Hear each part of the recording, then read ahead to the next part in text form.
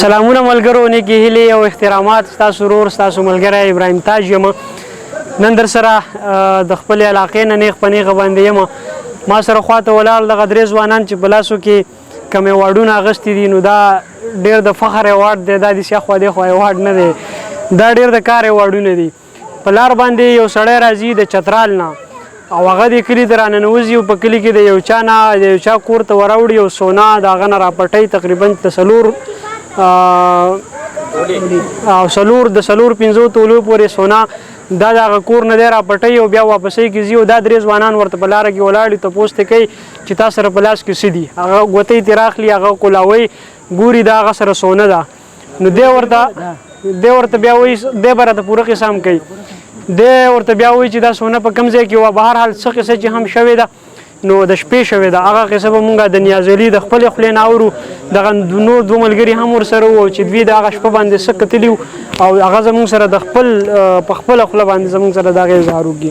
نیاز علي نیمه شپه وه که نه، او تاسو څه کول؟ کور کې وای. نو څنګه کړش کړپ د باندې ولګېدو چې بای سړی راغلی دی غلا کوي؟ داسې درز واورېدو لکه څوک چې په دیوال راواوړي. نو چې زه را بیدار شوم نو دی داسې را روان او ما پې ور ټوپ کړ او خابو مې کړ او بیا مله دغه وکړل د ده سره دا سونه موږ برابر کړل. دا ستاسو څو ګاونډو د هغه د کور نه راواوړېدو او که نه ستاسو د کور نه د کوم کور نه؟ په دیوال باندې راواوړېدو. کور د دن نه راواوړېدو که د کور نه بار ته ووتو؟ کور ته راواوړېدو. کور ته راواوړېدو ګیټ په دیوال. نو تاسو ونیو سړی؟ مونږ سړی ونیو. نو سړي ته هم څه ویل؟ ډاډه وایه، ډاډه وایه. نه خیر ده، ډاډه وایه. ګپ لګو، دا زموږ خپل ګپ دی خپل منځ کې. سړي څه وویل؟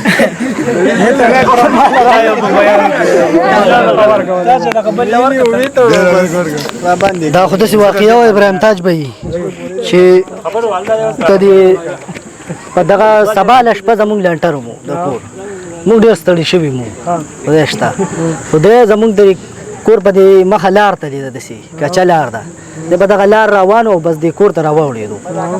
بس دی پرې رایښ شو او موږ چغې ووهله، خو ښه تېزه چغې ووهله. او بس موږ خو بیا ګوریله پوځ دی ماشاءالله ښه ډېر ښه دی. بیا هم سړی سطح نه دی جوړ کړی.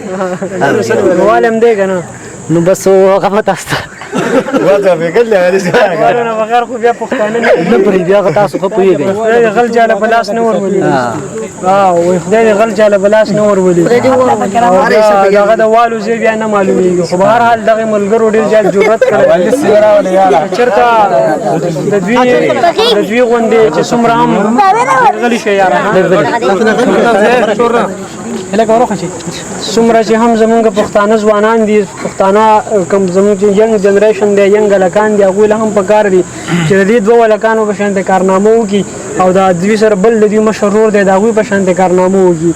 نو چې غل مطلب څوک یو سړی هم بیا دا جرأت نشي کولی چې هغه دې غلا وکړي، ځکه چې دوی د دغې غل سره کم حشر کړی دی. نو زه هم چې د ده به په 10 کاله کې هم دا سوچ کې هم نه راځي چې زه به د چا کور ته واوړم او زه به غلا وکړم، ځکه چې دوی د خپله بهادري کړې وه. د دوی د بهادرۍ په ویاړ، د دوی په دغه کارنامې په ویاړ باندې دلته کې نن یو غونډه را جوړه شوې وه. د دغې علاقې سیچو صاحب هم راغلی و، د دغه کلي مشران سپېڅلي هغه مشران هم په دغه غونډه کې ناست وو. نو دوی ته پکې ایواډونه ورکړل. نو دا ډېر غټ یو د اعزاز خبره ده. دا به سبا دوی به ژوندي نه وي، د دوی به نوسي وي، د دوی به کړوسي وي، د دوی به را روان نسل هغه به دې ایواډ ته ګوري او هغوی به وایي چې زمونږ والد صاحب، زمونږ نیکه، زمونږ ډر نیکه هغه داسې یوه کارنامه کړې وه. نو ستاسو بچي، د دوی بچي او د دوی نوسي او کړوسي او را روان ټول نسل به د دوی په دغه کارنامه باندې فخر کوي. نو غواړم چې د نړۍ هر بچی دې همدغه شانتې شي، هر یو ځوان د پښتنو هغه دې همدغه شانتې شي او د خپل کور او د خپل کاله خیال دې وساتي. د بار نه یو سړی بیا نشي راتلی چې هغوی زموږ په کور کې ګوتې ووایي، زموږ په کاله کې غلا وکړي. دا د یو سړي جرأت هم نشي کېدی، خو که هر سړي دا خپله ذمهواري وګڼله. ډېره زیاته مننه.